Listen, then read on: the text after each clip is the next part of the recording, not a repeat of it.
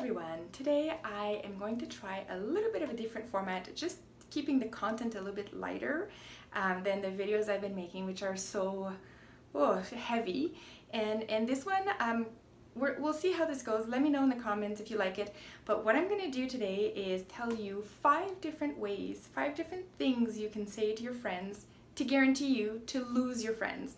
Now these are all things that I've said, and I have personally lost some of my friends doing that. So I thought I'd make like a funny video to see if there's any other people out there that they have said these kinds of things, and in fact it is what lost them their friends. So first thing you can say to your friends is talk to them about the state of Israel. Say anything positive about Israel. You say, I like Israel because it's got the most ethical army in the world. Or I like Israel because there's this tiny country coming out with a lot of patents and inventions, and they're winning so many Nobel Prizes.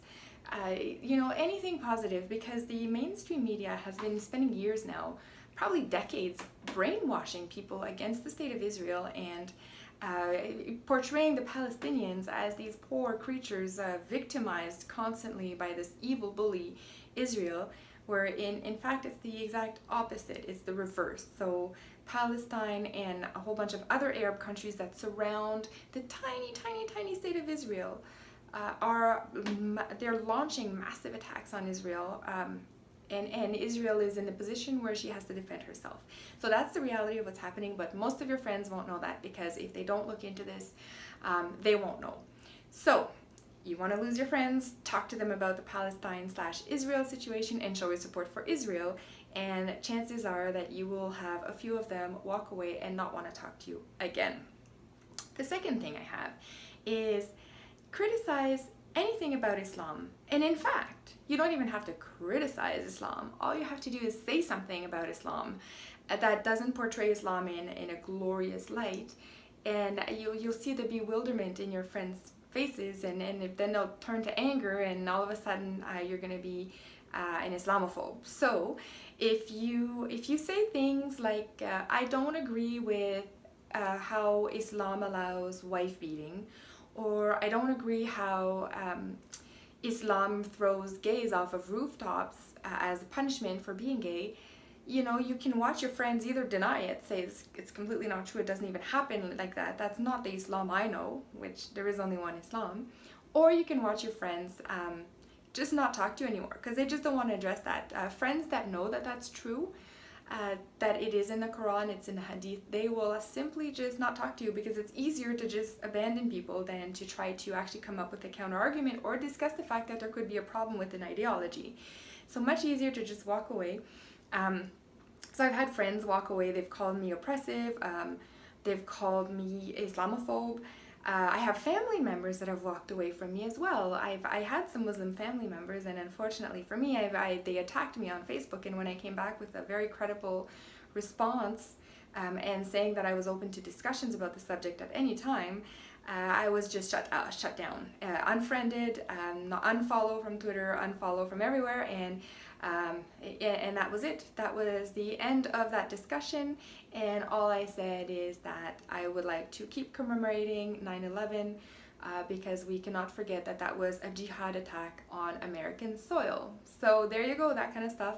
Any criticism of Islam will get you in hot water. But if you want to lose your friends, just say something true. Oh, here's something true you can say. Quote them their prophet. You can say to them, the Prophet Muhammad said, I have been made victorious through terror. There you go.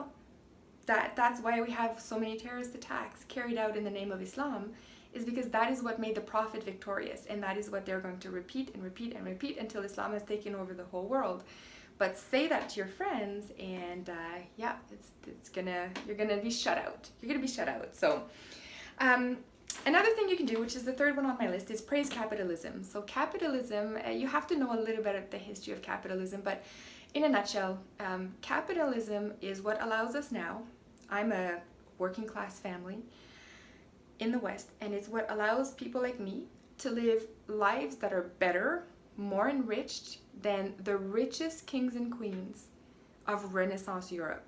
So this is an absolute true statement, and it shows I'm obviously love capitalism and free markets and all that, and I think that we have to be grateful to what capitalism has given us. I mean, I have robots who do all my work now. I have washing machine, a dryer, a hair dryer, the dishwasher. I don't really have to do much realistically, and that frees me up to do things like these YouTube videos and spend a lot of time with my kids and developing really solid relationships with my family, as opposed to having to work all the time, you know? So it's one of those things. This is what capitalism brought me. But unfortunately, so many people who live in capitalistic environments and benefit from all that will diss capitalism and then say, you know, socialism, we should give that a try. And my patience is running out with people who are sympathizers of socialism because it's been tried. At least, you know, the people in 1917 Russia, they had never tried this before. So they had the excuse of saying, well, let's try it out. Now it's been tried 33 times in 33 different countries with a success rate of 0%. So 100% of the times socialism has tried it was failed. And they had to bring back capitalism and privatization in order to resuscitate the country out of the disaster caused by socialism. So we have to show gratefulness. And you know what? I actually think that anybody that subscribes to the ideas of socialism, we should do things like remove their cell phone. Like, you know, it's how ironic that you want to be in a socialistic environment, yet you use capitalistic tools to decry capitalism. It's so mind-boggling that I don't even know if people understand the irony behind all of that. So anyways, talk about capitalism and you'll see some of your friends walk out and they'll think you're crazy.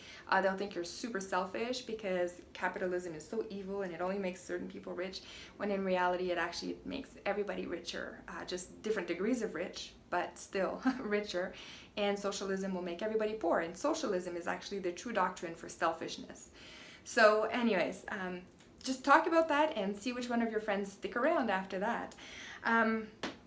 The fourth one I have is question any of the gender identity programs that are being shoved. So whether it's in school, the churches, wherever, right?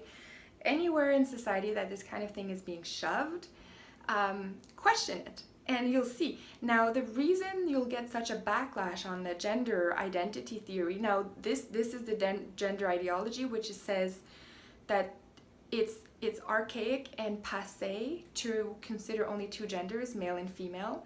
That's not true anymore. This is what the theory says, not me. But it says that that's not true anymore, and that there's actually infinite amount of genders. And not only that, you can switch from one gender to the next on any given day, pretty much at whim. So it's an entire theory based on the feeling that you are on a specific day, or given certain circumstances. Now, I've made videos about transgender before, and anybody who's seen those videos know that I'm not attacking transgendered people. I think we should help them, but I'm attacking the ideology. Absolutely, I'm attacking the ideology, and that's what I do with my friends. And you'll see, if you have friends that are teachers, they're stuck into the system where they have to present that gender ideology, whether they agree with it or not. To the kids, they have to present it. So anyways, you'll see right there. But the reason I think more people get outraged, and they're more outraged than bewildered by this whole gender theory, is because it's the easiest one to go along with. You don't even have to have a brain cell anymore. You can be like literally dormant and agree with that, because all you need to do is say, oh yeah, I think there are more than two genders, and boom, you're in the club. You're in the gender ideology club. You subscribe to it, and you're going to defend it, and then you're going to be supported by a lot of people online if you go and virtue signal on that. So it's a very easy one for people to get into, and this is why so many people are getting into it without even questioning or reviewing the science behind it. So yeah, if you want to see if your friends are, you know, part of this gender ideology, just go ahead and criticize and oppose the new programs that they're shoving in everybody's face everywhere. And the last one I have, the fifth one on my list, but the easiest one, this is like the nuke of all statements you can make in front of your friends, is say anything positive about President Trump. President Trump is such a hot topic right now. the mainstream media is indoctrinating the masses into believing this guy can do nothing right. He's a buffoon, he's Hitler, he's a Nazi, he's endangering, he's a traitor. Like all these things are saying about President Trump. And if you follow the alternative media and you follow the actual policies of Trump, you'll know that he's actually done quite a lot of good for the country. But that's never resurfacing up in the mainstream media, because their job and what they've mandated themselves with is blatantly lying out to the American public and to the public here. I'm up in Canada, and in Canada, every day we get frickin' articles about Donald Trump and how evil he is in the States. I mean, my gosh. So this is why even in Canada, we can't go anywhere.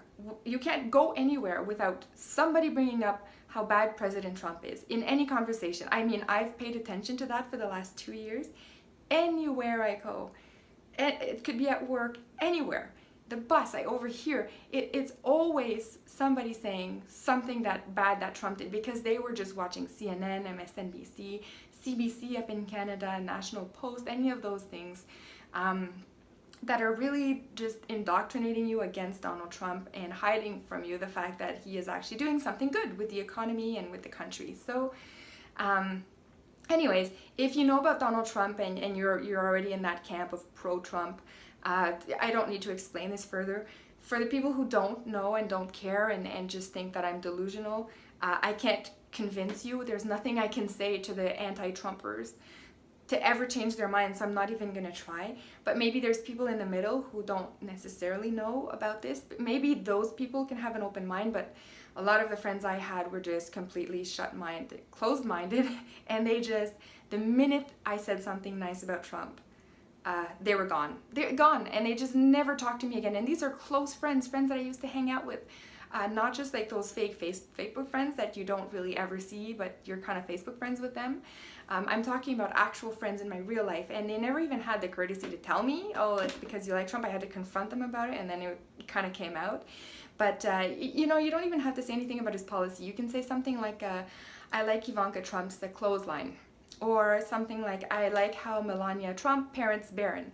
That's all you need to say, and you can be banned for life from some of your friends. So anyways, let me know if this has happened to any of you guys as well, and I will see you in the next one. Oh, keep the criticism coming. I've had a lot of criticism, and I never take it the wrong way, because I do want to make sure that this channel delivers content that everybody enjoys and that you want to come back and see this. So I have incorporated some of the criticism that I've got into this video, and I really do hope that I'm making them better. And if there's anything else that you think I should do or talk about or do better or have better lighting, have better hair, whatever, let me know, and I'll keep listening to you guys. So love you all, and I'll see you in the next one.